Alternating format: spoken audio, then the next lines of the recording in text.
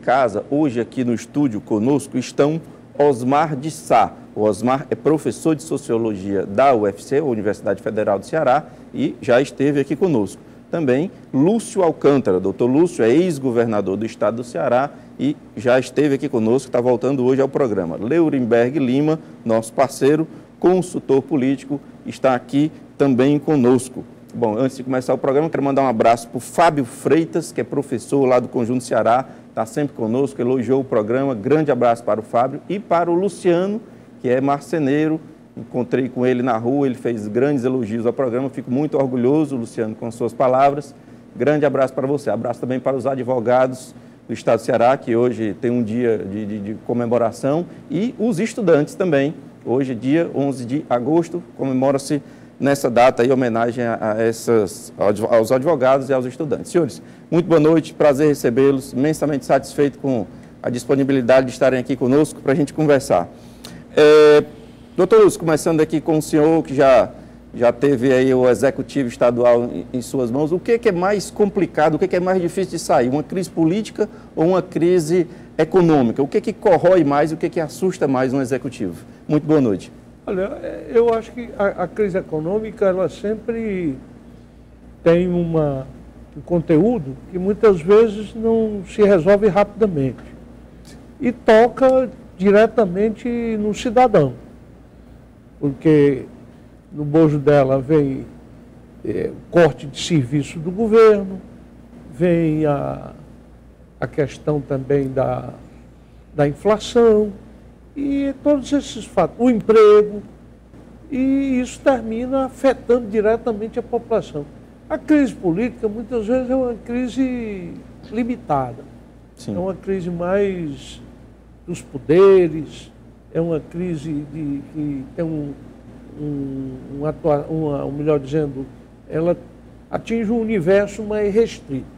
Agora, explosivo mesmo é a soma das duas, que é o que nós estamos vendo agora. Estamos vivendo isso, então. Porque a crise política, a crise econômica, muitas vezes, desencadeia a crise política. Sim.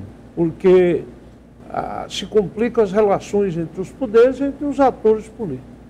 O Leurenberg esperava ver como saída, como solução para a crise política, uma agenda pautada pelo presidente Renan Calheiros? Isso lhe surpreendeu? O que você acha? Que leitura que você faz disso? Boa noite, Hamilton. Boa noite aos nossos amigos. Boa noite. Surpreender não surpreende não, porque nada mais surpreende a gente, né? E como o Renan é presidente do poder, do Congresso Nacional, digamos assim, ele faz parte do jogo. Agora, que nos deixa um pouco assustados, sim. Não sei se o senhor tiveram acesso à proposta salvadora, miraculosa do Renan. Não tem nada demais, né, doutor Lúcio? 27 itens, né? Pois é. Não tem nada demais na pauta salvadora do Renan, e eu acho que aquilo ali é mais uma tentativa realmente de apaziguar os ânimos, que eu vejo que é bom, que é importante para o país. O Brasil está num momento delicado, como disse bem o doutor Lúcio, essa mistura altamente inflamável, que é o problema político com o problema financeiro, econômico, está gerando essa confusão no nosso país. Me corrija se eu estiver errado, Osmar, muito boa noite, mas na década de 80 e 90 nós convivemos muito com os pacotes. Cada pacote era a salvação da lavoura. Exatamente. Até que naufragasse e a gente esperava o próximo. Essa chamada Agenda Brasil, que são esses 27 itens, para você parece mais, de fato, saída efetiva, pragmática ou mais marketing? Não, eu acho que é importante entender a característica dessa crise, né? Ela tem, tipo, se a gente for usar uma gíria futebolística, nós temos dois jogadores muito ruins, dois times muito ruins jogando. O governo jogando muito mal e o Congresso Nacional, expresso na Câmara dos Deputados, também jogando para a torcida completamente, numa atitude absolutamente demagógica, num contexto em que a sociedade está ausente. A sociedade seria o juiz desse jogo. Exatamente. A sociedade tanto está ausente da proposta do governo, quer dizer, o governo ele tem uma crise financeira no país, que no fundo é uma crise financeira, a crise econômica é uma crise mundial. Sim. E o Brasil tem que gerir essa crise a partir do governo com política financeira. Ele propôs uma política que era uma política do governo, num cenário de má vontade. Então ele foi incompetente, ele propôs uma saída, o governo foi muito mal nesse sentido. A presidenta Dilma, com todo aquele heroísmo dela, ela foi muito incompetente nesse sentido, ela não conseguiu criar uma agenda que mediasse entre essa super vontade do Congresso Nacional, que tá virando demagogia, não é? Tá uma revolta completa, com o Cunha com medo de ser indiciado, e aí ele está usando todo tipo de artifício, achando que com a política ele vai resolver todos os problemas, e não resolve. Ele fez criar um problema maior e criou um isolamento maior da Câmara dos Deputados. Isso é ruim. Esse isolamento é fato, porque a gente vê aí uma claque dizendo que pelo contrário, ele está se saindo muito bem e continua muito poderoso na Câmara, e outra claque dizendo exatamente o contrário, que ele está extremamente isolado. Qual das duas teorias é que a gente pode acreditar? Ele está isolado porque ele não está sintonizado com a realidade, né? A sociedade não está ali presente. Os deputados são eleitos para representar. O senador é eleito para representar a sociedade. Mas ele tendo um grupo político que o fortaleça, não já seria o suficiente? Não, mas você viu que quando a crise chegou fora do limite, que os deputados começaram a aprovar gastos acima do razoável, quem foi que interviu? Foi a sociedade civil. Sim. Foram os empresários, foram o conjunto das classes políticas que não são propriamente eleitas, que interviram e disseram, olha, não dá para continuar. A própria Rede Globo, a própria imprensa viu que não tem sentido. A sociedade civil tem que ser o objeto dessa movimentação política. Vocês concordam que ele está isolado? Nesse prisma que o professor levantou, ele está mesmo. Ele está isolado do contexto daquilo que a sociedade está ansiando nesse momento. Tá? Dentro do Congresso? Sem dúvida, também. Agora, eu acho que essa força que o Cunha talvez esteja perdendo no Congresso, ela é relativa. Você vê que as pautas foram votadas agora, a vitória tem sido esmagadora. Esse seria o meu argumento. Ele consegue manter a base de votação dele unida, né? Agora ninguém sabe até que ponto. Na hora que pintar o envolvimento dele, doutor Lúcio, como vai ficar? O que eu vejo é o seguinte, primeiro o Cunha, com todas, vamos dizer assim, as deficiências dele, não quero entrar no mérito aqui, mas está sob acusações muito graves, ele para mim, tem um mérito. Eu que fui parlamentar durante muito tempo, eu nunca aceitei a maneira como se escamoteavam certos problemas da sociedade brasileira. Aí não era nem do Congresso. Matérias polêmicas, o que faziam? Engarretavam. Nunca não se enfrentavam votavam, a pauta. Nunca se decidia. Ele está botando para votar. Quanto tempo se fala em reforma política? Que foi um traque. Mas foram eles que decidiram. Perfeito. A própria redução da maioridade penal também. A maioridade, há quanto tempo está isso aí, esse debate? O Congresso são matérias difíceis, então se estude 2 anos, 3 anos, 4 anos, debata, ouça a sociedade, mas vote, um dia vote. E ele, por exemplo, com essa pauta de maioridade, ele está sintonizado, não estou defendendo o projeto, mas ele está sintonizado com a larga maioria, 78% das pesquisas, né? População expressiva que é a favor. Então, ele está o quê? Ele está jogando numa pauta conservadora, e há um sentimento conservador. Vem crescendo nos últimos anos, notório, pelo menos uma parcela razoável da sociedade. Agora, o que eu acho é que ele erra é quando ele quer se vingar da presidente, ou, como disse o professor Osmar, encontrar uma espécie de álibi para se justificar das acusações que está recebendo. Politizar a própria. Exatamente. E o pior, com a cooperação da chamada oposição, que aí não está fazendo oposição a Dilma, ou ao governo da Dilma, está fazendo oposição ao Brasil. Com essas pautas bomba, essas coisas que são... É como se o mandato realmente fosse do deputado, ele pudesse botar no bolso o mandato. Ele se vingar e brigar com quem ele representação. Daí tem um senador, o doutor Lúcio foi senador também, ele sabe que o papel revisor do Senado, ele mantém um certo equilíbrio, exatamente para pacificar esse ânimo. Quer dizer, a política não se faz sozinho. A presidenta Dilma está tendo uma incapacidade política muito grande e se isolando. O Cunha e a Câmara dos Deputados também está se isolando, porque não está ouvindo a nossa sociedade. Ele está fazendo pautas É um voluntarismo para agradar, mas quem está na gestão do Estado, quem é líder do conjunto da sociedade, não é fácil. Ele tem que representar também com responsabilidade. Agora, você sabe não que pode o Cunha, atender só o que as pessoas querem. Osmar, o Cunha está fazendo uma coisa que a sociedade quer e pouca gente está sabendo. Está descontando o salário de deputado faltoso. Que eu nunca vi isso na Câmara. Isso é um mérito dele. Porque ele atropela as votações, tem que ter quórum, né? E ele está usando isso. É um modo de pressionar que a turma esteja presente, né? Mas não é, de certa forma, vou usar o termo aqui, confortável, você, dentro de um sistema bicameral, que não importa o absurdo que você aprove, você sabe que vai ser revisto na outra casa, tem duas votações. Na outra casa. O pior é que o Senado estava, em alguns casos, ratificou o que a Câmara fez. No caso do aumento, por exemplo, do servidor do Poder Judiciário, sim. 70% de aumento. Até então não havia tanta aproximação Renan Calheiros e Dilma Rousseff, né? Bom lembrar disso, né? Exato. E outra coisa, o que me chama a atenção é que a votação, por exemplo, do aumento de 70% no Senado foi por unanimidade. Sim.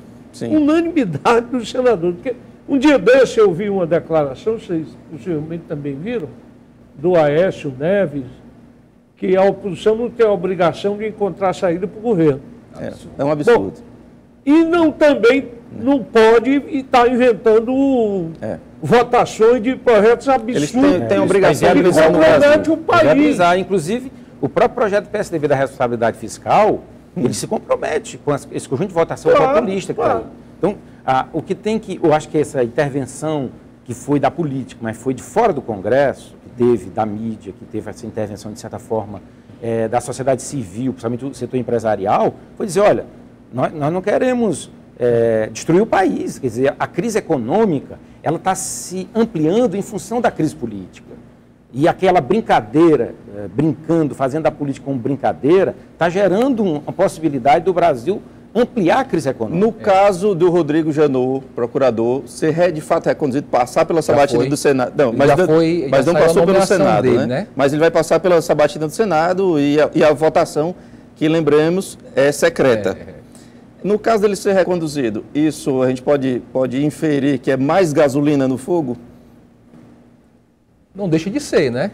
Porque, assim... Ele está conduzindo o processo. O processo desde o começo tem sido conduzido por ele, né? Inclusive, já tivemos senadores, o Collor fez um discurso duríssimo contra o Janot. Inclusive com aquela particularidade do palavrão. Que ganhou aí as redes sociais e foi fenômeno de acesso nas redes sociais. E outros senadores também se com o discurso do Collor naquele momento. E o que faz, portanto, em virtude dessa conclusão de que nós estaríamos piorando o cenário, que faz o Renan Calheiros declarar que vai fazer sabatina e votação no mesmo dia para resolver logo. Mas o problema que eu acho aí é que, por exemplo, a política se resolve com a vontade, com a boa vontade do diálogo, né? Que eu acho que agora não foi o Renan simplesmente, foi esse clamor da sociedade civil junto que o Renan criou um ambiente para acolher essas propostas, né? E está, de certa forma, ajudando a presidenta Dilma, que não conseguiu criar nenhuma agenda que dialogasse com o Brasil real. Ela faz uma agenda para discutir os problemas do seu governo.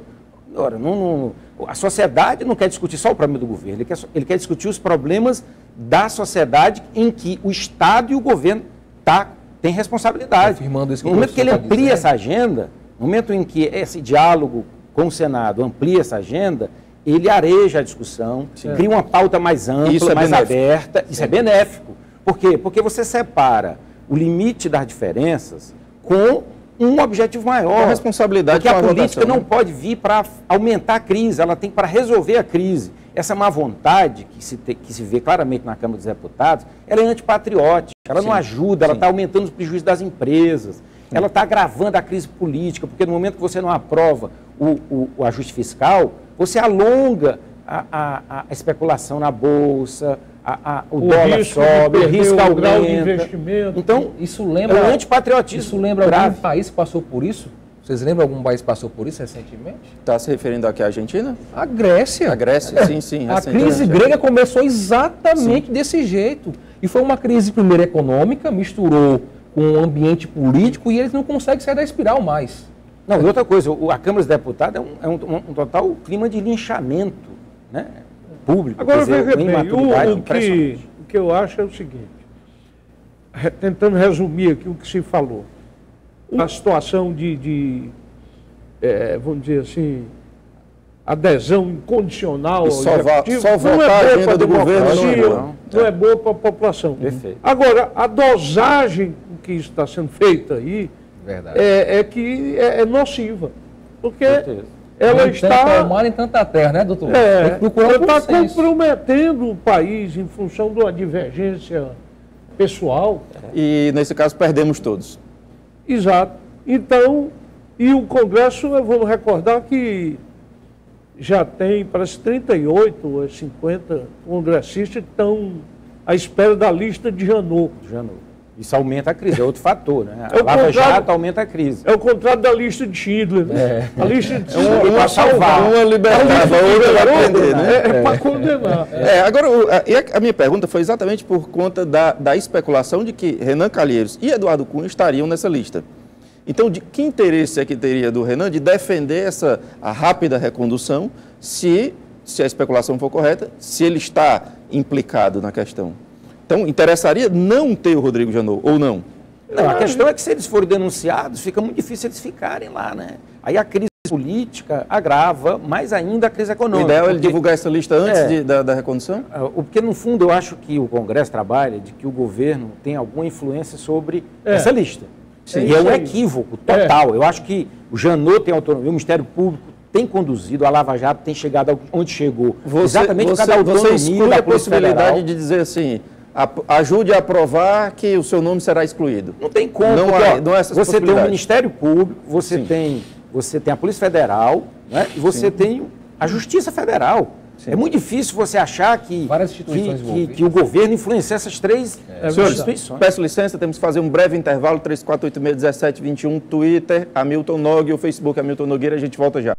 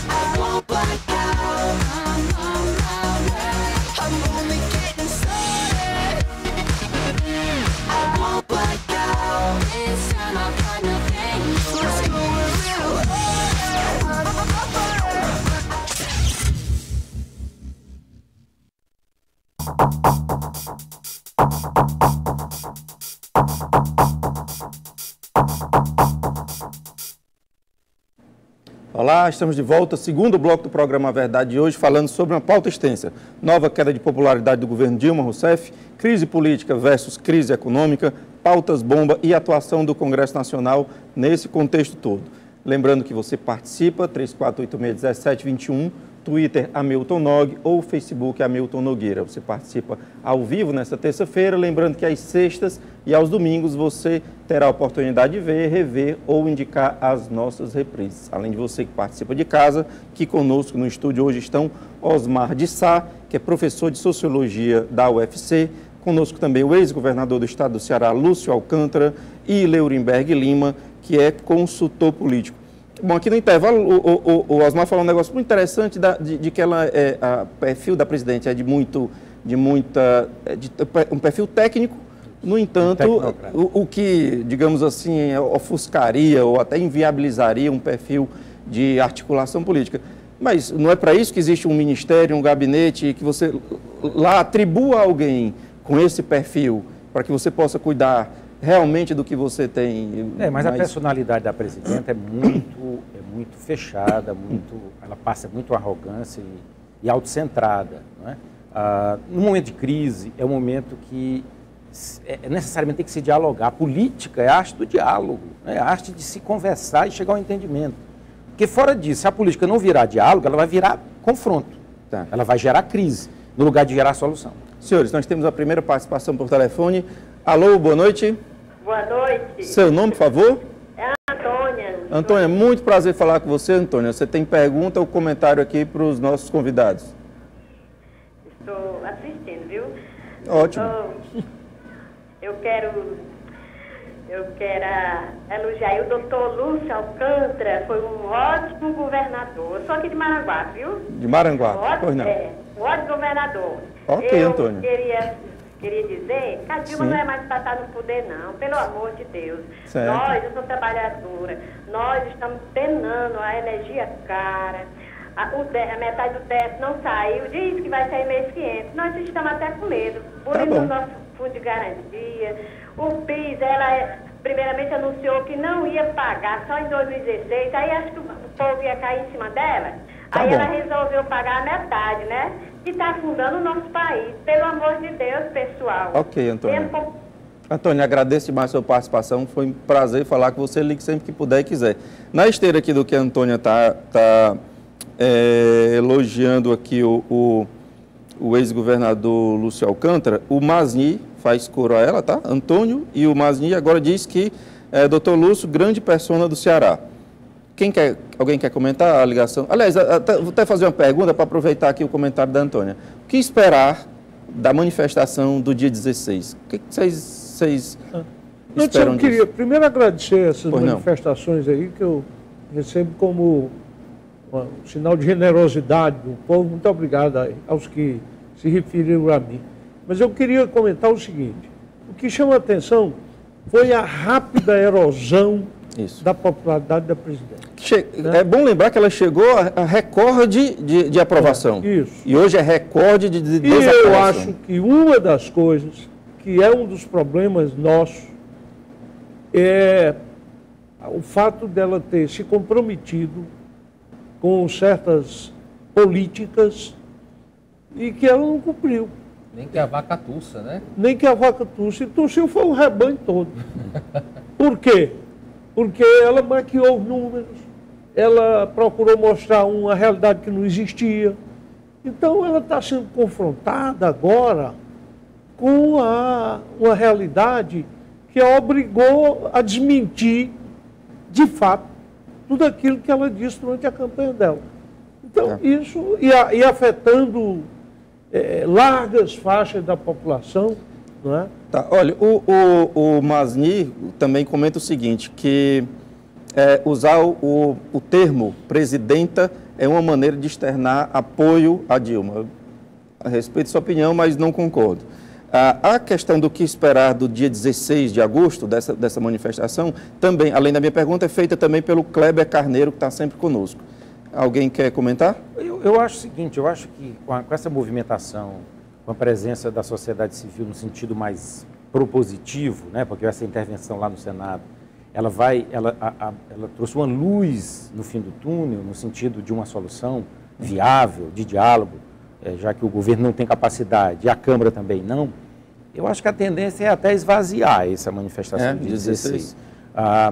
Eu acho que ao longo do que está aí, quer dizer, a questão da popularidade da presidenta Dilma, ela tem duas formas. Ela é uma coisa boa ou ruim, porque você tem uma popularidade baixa no começo do governo, é pior se ela fosse no final, porque não tinha como se recuperar. Agora, é ruim por quê? Porque já no começo do governo, o governo tem que aprender muita coisa com tão pouco tempo, que é como é que se corrói tão rapidamente a sua popularidade. Então tem algo aí que precisa ser avaliado a bem do interesse da sociedade. Não é aquela de dizer assim, é bom que a popularidade melhore porque o governo Dilma dê certo, mas a popularidade melhore no sentido de que o termômetro da baixa popularidade é o termômetro de que tem uma pauta que a sociedade não está concordando. O que vocês acham? Pois não, Leandro. Dilma, em um momento de crise como esse, a gente precisa realmente de alguém que exerça a liderança. Sim. Se nós lembrarmos alguns anos atrás, a gente teve a crise... Esse assunto é muito interessante, que eu quero aproveitar e perguntar aqui para o doutor Lúcio. Se o seu vice, ainda quando governador, se o seu vice fosse aos jornais dizer que o Brasil, que o Estado do Ceará precisava de uma liderança, como foi o caso do vice-presidente Michel Temer. No outro dia, o senhor encontrasse no Palácio, o que o senhor diria para ele? Olha, o Michel é uma pessoa muito educada. Eu conheço muito antes dele ser político, vamos chamar assim, ser algum cargo. Conheci como advogado. Sim. Professor da USP. Professor de Direito Constitucional, não é, Osmar? Isso. Então, ele é um... Eu ali fiquei na dúvida se ele derrapou ou se ele teve alguma ou se tinha ali uma coisa subliminar. Né? Porque, veja bem, ele deu um grito quase de desespero. Perfeito. Porque alguém perguntou aqui se o Congresso contra o Executivo e tal. O que eu vejo mais grave nessa situação que nós estamos vivendo, nesse contexto, é que eu resumo assim, estão todos contra todos. É o Eduardo contra o Renan, que por sua vez está contra o Janot, que está contra o Mensalante, né? Colo. É um vácuo que existe exatamente pela ausência de liderança. Tem um lava-jato no meio. É exatamente a ausência de liderança que gera isso. Eu interrompi o Leurenberg, queria só voltar. Só para complementar então essa linha de raciocínio que eu estava dizendo, nós tivemos uma crise em 2006, a véspera de uma eleição presidencial, a crise do mensalão. Todo mundo no contexto político dizia o quê? O PT está acabado, o Lula está acabado. E o Lula consegue ser reeleito. Por quê? Por causa da questão da liderança, a capacidade de diálogo, que o professor Osmar está dizendo, que o Lula tem, sabe? Esse não é o caso agora. Esse é um grande problema que eu vejo. E por falar em Lula, o que vocês acharam? E uma boa situação da economia. Perfeito. Não vamos esquecer. Bem lembrado. Cenário positivo, emprego. Perfeito. Positivo. Mas você tem tudo ao inverso. Agora, eu acredito falta de liderança. Quando falta fala, é porque está faltando conteúdo também. Não é só a forma. Claro. Eu acho que está faltando conteúdo. Não é só a forma, não. Se você tem uma bandeira boa, você tem um discurso político bom. Quando você não tem uma causa nobre, você também não tem um discurso que convence ninguém. A presidência está precisando de uma agenda para o Brasil que inclua a sociedade. Então, se a agenda dela só inclui a Câmara dos Deputados e o Senado, ele é um discurso tecnocrático. Ele não é um discurso para a sociedade. Ele não está falando com a sociedade brasileira. Ele está falando com os deputados que estão lá. Deixa eu fazer uma pergunta aqui para vocês. O que vocês acharam essa semana das notícias de que o ex-presidente Lula poderia vir a ser um ministro do governo Dilma? Qual a surpresa? Difícil. O que vocês acharam disso? Eu acho muito difícil isso aí. Eu acho o seguinte, que não dá porque...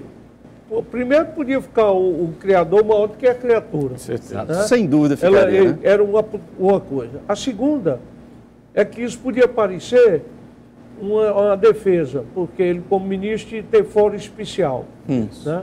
E existem processos em andamento contra ele. Não estou dizendo que ele é culpado, tá envolvido, mas há processo em andamento. E aqui no Ceará, por exemplo, tem um caso que é ridículo. O chefe de gabinete da vice-governadora tem status de secretário de Estado. Eu fui vice-governador. Um vice-governador, se ele não tiver uma função, como eu tive durante um certo tempo, que acumulava com o secretário de Saúde do Estado, ele não tem nem não tem motivo para ter... Agora, qual é o objetivo disso?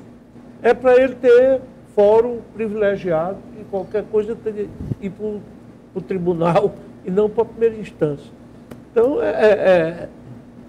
podia parecer, alguns estão dizendo que se o Lula aceitasse isso, eu estaria não, mas aí, admitindo uma culpa, culpa. Não seria nem proteção, por exemplo. Você vê que o mensalão tucano, ele voltou e foi para a primeira instância, porque demora mais. Quem vai para o Supremo, esse está sendo julgado mais rápido. Quem vai para a primeira instância, a fila é maior. Não é privilégio ir para o STF. Que na verdade não é, porque você pode percorrer toda a primeira, segunda, terceira instância. É condenado em uma só numa instância. Olha, o Adriano Silva, ele diz o seguinte, sobre o presidente da Câmara, parece forte ainda, ele acha que parece sim forte. Vide a celeridade na aprovação das contas dos ex-presidentes. Chegou a limpar a pauta, diz o Adriano Silva. Mas a conta dos ex-presidentes era uma coisa que interessava todo mundo. A PSDB e a mas PT. aquilo está totalmente juridicamente imperfeito, aquilo vai voltar tudo. Ele tem que ser aprovado pela Câmara e pelo Senado. Já houve até o ministro já disse, o ministro do STF já falou que aquilo é inconstitucional. Claro. Aquilo é mais uma das trapalhadas do Cunha, quer dizer... Então, você está dizendo que o método de aprovação não está dentro do regimento. Ele não seguiu... E, portanto, não vale. Não vale. Vai voltar tudo, que é exatamente uma das confusões dele, que ele ansiosamente querendo chegar a pôr na pauta o impeachment da presidenta Dilma, que eu acho que é um absurdo, né? Não tem motivo até agora para pedir o impeachment da presidenta. Ela se mostrou uma presidenta inábil, não é? Com uma gestão tecnocrática, muitas críticas a esse estilo dela. Agora, para ir, cada impopularidade, você vai caçar o mandato porque ela é impopular, porque o povo não gosta? A regra não é essa, na verdade. Isso não é razoável. Senhores, peço licença, temos mais uma ligação. Alô, boa noite. Boa noite. Seu nome, por favor? José Cabralino. José, prazer falar com você, José. Você tem pergunta ou comentário aqui para os nossos convidados? Duas coisas bem rapidinho, mas já duas coisas. Primeiro comentário, bem rapidinho. Milton, é porque você começou o programa falando sobre crise financeira e crise política. E nós sabemos que essas duas crises financeiras e a política, ela foi levantada pela crise moral. A crise moral é a pior de todas as crises. Certo. E aí, falando da crise moral, não fica Renan Calheiros, não fica presidente da Câmara nem do Senado, não fica ninguém fora de crise moralmente, está todo mundo comprometido. Esse é o seu comentário. Outra pergunta fica para você. Milton, aquele programa do Freitas Sim. E do doutor Alfredo, que estava todo meio-dia, nós estamos sentindo uma falta danada, não tem como ligar, já tentei ligar. Vocês estão ouvindo bem? Ele está baixo? Está baixo, né? Tá. Bom, José, eu acho que eu entendi mais ou menos as suas colocações, eu estou ouvindo um pouco baixo, mas agradeço demais a sua participação, ligue sempre que puder e quiser. O José, o que eu entendi aqui dele está falando de uma crise moral como partida de todas as outras. Concordam com isso ou não? Eu acho que nós temos uma crise ética, que é muito mais profunda do que moral, porque a crise ética, ela inclui a própria moral e ela inclui um cenário político, de escolhas e econômico que foge do nosso controle, né? Porque a ética não é só o nosso controle. Por exemplo, a política que poderia, pela vontade da conciliação e da capacidade dos homens, das mulheres se entenderem, para construir uma agenda positiva para o Brasil, porque o Brasil não pode perder essa agenda em função de uma crise criada pelos próprios brasileiros, portanto, pelos próprios políticos que não se entendem. E a outra é uma questão ética fundamental. O Brasil ele precisa criar competitividade, as empresas não podem ter prejuízo em função de um descontrole e de falta de entendimento dos congressistas e do governo, né? Essa pauta da sociedade civil, mas que olha, tem os seus interesses e as suas vontades. Em algum momento da nossa história, da nossa curta história, em que a gente tentou botar muita coisa embaixo do tapete, em algum momento a gente não teria que passar por uma turbulência grande para poder até ensinar as pessoas... Roupa suja, né? Lavar roupa suja. E, de forma didática, mostrar que rico, gente que trabalha de paletó, também vai para a cadeia. Isso não é necessário na nossa história. Eu sou muito otimista com essa crise em relação ao Lava Jato. Eu espero de que se reclame definitivamente a República. Eu acho que o Brasil era um arremedo de república. Né? Eu acredito que se o espírito republicano vale, as instituições saírem fortalecidas e nós formos realmente investigar esse modelo que está aí de financiamento da política, não é só dos partidos, e que os partidos se reinventem de acordo com uma nova cidadania do país, que o Brasil não é mais um país de bananas. O Brasil não pode estar querendo tirar a presidente só porque ela não tem popularidade.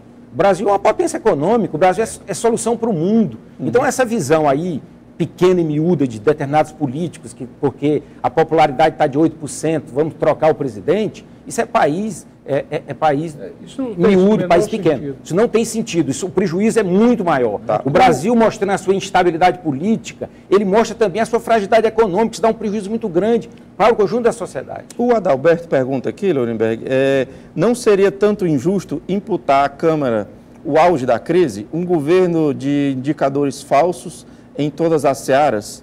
Mas é claro que é injusto. Ninguém também está condenando a Câmara, dizendo que o problema é da Câmara. O doutor Lúcio até colocou com propriedade que, infelizmente, a Dilma se perdeu nas próprias pernas, administrativamente. Começando com as pedaladas fiscais. Na virada do mandato para o outro, teve aquela questão ridícula das pedaladas fiscais, gera um prenúncio de como estavam as contas do governo. Não é isso? A Câmara Federal ela apenas está colaborando com esse processo. Quando ela não está em sintonia com a sociedade, quando ela não participa ativamente, não tem cuidado nesse processo. Eu vou insistir na pergunta já feita. Renan Calheiros é a solução da crise? Claro que não. Ninguém é solução para a crise. Nem vai ser o Renan. O Renan, ele está sendo a válvula de escape daquela crise que o Cunha está criando, quer dizer. O Cunha criou a CRU e a sociedade, a partir da sociedade civil organizada, né, o setor empresarial, viu no Senado um ponto de equilíbrio para abrir diálogo. E o Renan foi muito esperto, sábio, nesse sentido. Né? Ele pegou essa bandeira que está começando a se cristalizar como uma verdadeira aspiração da sociedade. Perfeito. Essa a gente sabe que manifestações são geralmente reducionistas. Sim. Então ficam com slogan, fora Dilma, fora isso. Eu lembro do fora FMI, fora FHC. Fora FHC e tal.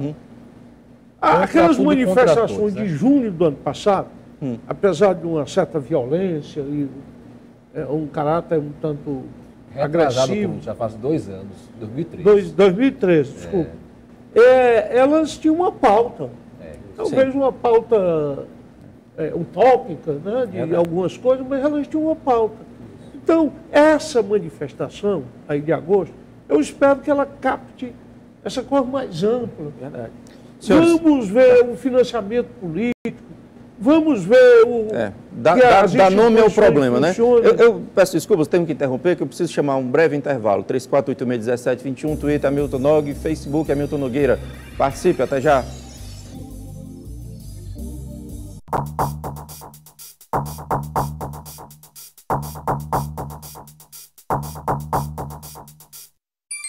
Um dinheirão extra, felicidade extra, extra, extra, extra.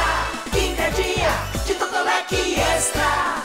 Tchau, dívidas. Adeus, preocupações. Dureza, nunca mais. A vida de quem ganha no Totolec Extra só tem lugar para a felicidade. Essa semana são R$70 mil no primeiro prêmio. E ainda tem 10 mil do segundo ao terceiro prêmio. E 10 prêmios de R$1.000 na rodada extra. Quinta é dia de Totolec Extra.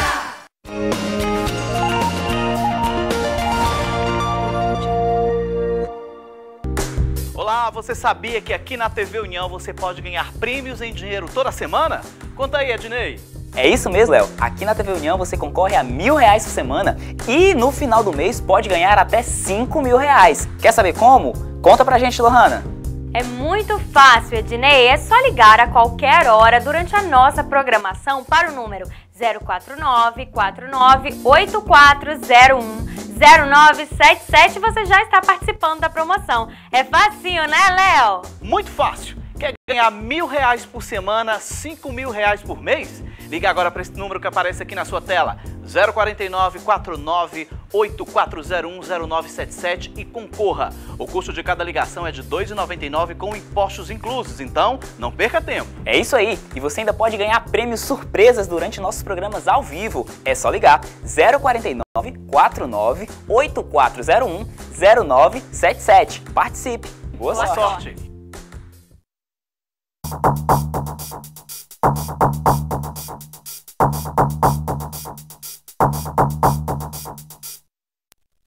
Olá, estamos de volta. Terceiro e último bloco do programa Verdade de hoje, falando sobre nova queda de popularidade do governo Dilma, crise política versus crise econômica, pautas bomba e atuação do Congresso Nacional em todo esse contexto, além do que Twitter, Facebook, ligação, vão provocando aqui nos nossos convidados. Você participa, 3486-1721, Twitter Hamilton Nogue ou Facebook Hamilton Nogueira. Você participa ao vivo nessa terça-feira, lembrando que às sextas e aos domingos, sempre a partir das 23 horas, você terá a oportunidade de ver, rever ou indicar os nossos programas. Além de você, participa de casa, aqui conosco no estúdio hoje estão Osmar de Sá, que é professor de Sociologia da UFC, Lúcio Alcântara, ex-governador do estado do Ceará, e Leurenberg Lima, que é consultor político. Senhores, a gente tem aqui a participação aqui pelo Facebook do nosso amigo, também parceiro aqui, Alexandre Damasceno. O Alexandre faz a seguinte pergunta, eu vou tentar resumir, eu até já li aqui previamente. Ele quer saber, pois não, com essa certa indigência econômica, financeira do governo. É que o método, antigamente, nós sabíamos que era uma questão das emendas, quando faltava apoio. No entanto, com os poucos recursos, como é que acha que vai sair dessa crise, enfim? Olha, eu acho que o problema da emenda é a destinação, é o uso, e era aquela barganha do Executivo e do Legislativo. Doutor Lúcio, só um detalhe, ele pede para lembrar que teremos eleições que tendem a enfraquecer o PT ainda mais em 2016. Bom, eu tenho esse detalhe. Então, o que acontece? Uma parte dessas emendas agora passou a ser obrigatória. Sim. Elas têm que ser integram o orçamento e são liberadas compulsoriamente. Então, o Executivo já perdeu... Já enfraqueceu a barganha. Uma parte dessa barganha, não é? Tá. E a outra, o que acontece é que a cultura do povo brasileiro ainda está muito ligada o que esse deputado fez pela minha terra. O que esse deputado fez aqui. Por quê?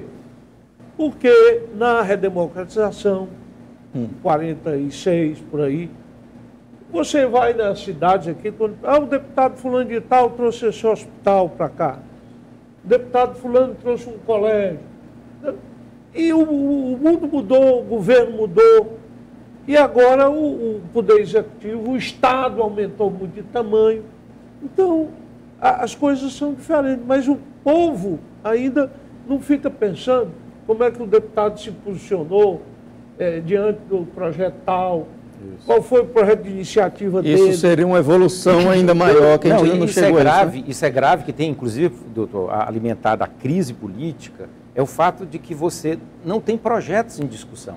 Por exemplo, o governo está sendo incapaz de gerar um projeto para que a sociedade debata. Como é que a oposição não gera um projeto, ela está disseminando ódio e querendo a cassação da presidenta. Quer dizer, essa agenda que quebra a institucionalidade, que gera mais crise na crise, que aumenta a crise econômica, que prolonga essa crise econômica mais longa ainda, se torna mais difícil de ser resolvida, mas é tudo discutindo sem uma pauta. Qual é o programa? Qual é o programa da oposição? O que ele está propondo, como disse o Aécio? Eu não preciso estar apresentando projeto para o governo que quiser que arranje, quer dizer... Mas o político que é responsável... Está ajudando a afundar. Porque é o seguinte, o que é que, se a oposição vier a ganhar a eleição que vem, o que é que vai sobrar para administrar? O caos? A crise total? Você aprova uma lei dessa que aumenta o salário de todo o funcionalismo público sem controle. Aí depois, quem vai assumir vai, olha, vou propor uma lei que mude essa proposta. Eu queria lembrar os senhores e queria... responsabilidade fiscal. Algumas iniciativas são apresentadas sob a forma de emenda constitucional. Sim. A presidente não tem nem a prerrogativa do veto. Ela é promulgada. É o caso, parece, dos delegados. Exatamente. Sim, aumento. Mas é inconstitucional também, porque só quem pode propor matéria nesse sentido é o Executivo. O Congresso não pode propor. Tem que ser iniciativa do Executivo. Eu queria lembrar é inconstitucional. Aquilo ali é só jogo. Eu queria lembrar aos senhores que em breve a Dilma ganha mais um grande opositor de retórica muito inflamada, que é o ex-ministro Ciro Gomes, que tudo indica vai emplacar mais uma candidatura. Não, e já parece já dar os primeiros... Na verdade, ele já colocou o time em campo, ele apenas não partiu para o ataque. É diferente. Os dois estão, como dizia o Leonel Brizola, com a expressão muito gaúcha, né, como era comum dele. Estão costeando o alhambrado, que é para sair. Essa aí, está claro. O irmão foi ministro da Dilma e fez aquela papelão lá, e ele foi ministro do Lula, e agora estão... O PDT já abriu o caminho, né, saindo da base do governo. Isso já está definido, Leurenberg? E não anunciado, como é que está isso? As informações que nós temos é que a coisa está muito bem encaminhada para o PDT. E como eu disse, os fatos estão mostrando claramente. Primeiro, o PDT, na primeira semana da volta do recesso, o líder vai e diz que por unanimidade o partido resolve ficar independente. Segundo, eles já tinham, antes desse recesso terminar, os Ferreira Gomes já se reuniram e deixaram claramente aqui em Fortaleza que ou ficam no PROS ou vão para o PDT. Agora vai todo mundo junto, independente do caminho. Segunda-feira próxima, dia 17, está marcada uma nova reunião deles aqui em Fortaleza. E aí sai a definição? Provavelmente vão dar mais um passo em direção a isso. Eles têm que correr, um problema grave, que é se vai ser aberta ou não a janela. A janela. Que eu não acredito. Ir para partido menor é atraído por alguma vantagem. Se você pegar os 3 partidos, doutor Lúcio, no Senado, o PMDB, o PSDB e o PT, eles têm exatamente 50% da casa, ou seja, eles sozinhos resolvem o jogo. Porque o cenário aí da reforma política, na verdade, essa reforma política é tão, assim, triste quanto esse cenário que a gente passa. Porque eu chamo, inclusive, de contra-reforma. Porque o que é que isso mostra muito bem a falta de senso estratégico do que impera hoje na nossa política nacional. Você vai fazer uma reforma política, o doutor Lúcio foi deputado e foi senador, foi governador, sabe muito bem disso. Você faz uma reforma para 20, 30 anos. Sim. A reforma de 88, da Constituinte de 88, agora que está se pensando em trocar alguma coisa. Então, a reforma é de 20, 30 anos, olhando para o futuro. Essa reforma está olhando para o final do ano, para resolver um problema da troca de partidos. Isso não é possível.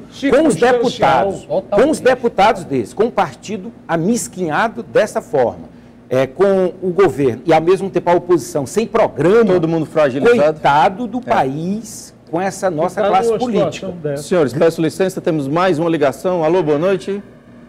Alô, boa noite. Seu nome, por favor? Meu nome é Helder. Eu queria perguntar a você. Pois não, Helder. De uma eventual prisão do ex-presidente Lula pela Operação Lava Jato, isso poderia trazer muita violência devido ao MST, os movimentos sociais? Sim. Eu não tenho... Helder? Alô, Pois não, Helder. Você chegou a completar a sua pergunta, não? É o seguinte, no eventual prisão do ex-presidente Lula, sim, em virtude da Operação Lava Jato, certo, isso não poderia trazer muita violência por parte dos movimentos para o país? Entendi a sua pergunta, entendi o seu questionamento. Helder, agradeço a sua participação, ligue sempre que puder e quiser. É um questionamento interessante, porque o país está à beira aí de uma... Eu acho que até coloquei isso no Twitter um dia desse, terminou gerando um debate lá. Eu acho que uma das vozes mais lúcidas, a pessoa pode não gostar dele, pode achar que ele foi um mau presidente, pode isso, pode aquilo. Que está nesse negócio é o Fernando Henrique. Sim. Porque ele está procurando realmente um equilíbrio aí para a saída. E ele disse uma coisa interessante. Inocentou muito a Dilma pessoalmente. Eu também acho que ela não é uma mulher que tenha cometido nenhuma... De má intenção. Enfim... Um gesto de grandeza muito grande. Ela é pessoalmente uma pessoa honesta. Eu acredito nisso. Com certeza. Agora, quanto ao Lula, ele atribuiu... A maior parte do que está acontecendo agora a uma certa política que o Lula seguiu, principalmente no segundo mandato, de relaxamento ético, até de uma certa tolerância. Esse relaxamento ético, doutor Lúcio, não foi para se manter no poder por conta do mensalão? Quer dizer, se ele não teria caído imediatamente, se não tivesse tido esse relaxamento? O Lula não caiu no mensalão, porque o PSDB, eu acho que até uma prudência, verificou que se fosse tirar o Lula, nós íamos ter um caos aqui dentro do país. Era melhor deixar sangrar. era uma coisa arriscada. Não houve nem sangramento. E é tanto que o Fernando Henrique disse agora que, quanto ao Lula, quem ele acusou de ter sido permissivo, ter sido desidioso e tal, ele disse, mas não deve ser preso. Não deve ser preso. Porque ele tem uma carga simbólica muito grande. E olha, ele é um operário que chegou à presidência da República. Complementando aqui, o Adalberto, ele dá um dado interessante, uma informação interessante. Pesquisa recente do Instituto aponta que mais de 1/4 dos brasileiros ainda vislumbram votar em Lula. E isso reforça o que o senhor está dizendo, do simbolismo. Mas não existe, é a história do líder, né? Formalmente não tem nenhuma acusação do Lula, formal, ele não está sendo acusado de nada. Essa pergunta eu acho que ela ainda não tem sentido. Pode vir que aconteça essa formulação. Não existe acusação nenhuma sobre ele. E outra questão, quer dizer, o fato de você ver a popularidade da Dilma baixa e essa do Lula ainda com a possibilidade de ser candidato, é que faz, de certa forma, essa maledicência de pautar o Lula sempre com a questão. Eu acho que nós temos que ter decência, o senador falou, o Lúcio Alcântara fala muito bem, eu acho que a gente tem que fazer política com o cérebro, pensando, não é? Não pode ser essa coisa fidagal aí, de ódio, disseminação do ódio, de querer ganhar o poder por qualquer jeito. O Brasil está se tornando um país irrespirável. O ódio, a disseminação do ódio, o Brasil já saiu da ditadura, ele fez uma transição fantástica para um regime democrático, e de repente, depois de todo esse processo, você vê esse ódio, quem ganhar a eleição leva e quem perder, perde. Isso é que é o futuro. Quem quiser ganhar, que faça. Agora, essas acusações sem prova, o levantamento de suspeita, todos ficam suspeitos. Essa maledicência, qualquer um hoje, no nosso clima, pode ser acusado de alguma coisa e todo mundo vai acreditar. Isso é ruim. Isso é péssimo. Você não cria lideranças políticas da noite para o dia. Agendas como de diminuição de ministérios são suficientes para apaziguar ou é muito pouco diante dessa bolha? É simbólico. É muito simbólico. Mas seria válido? Não, eu acho que o fisiologismo político hoje, o Brasil, ele está...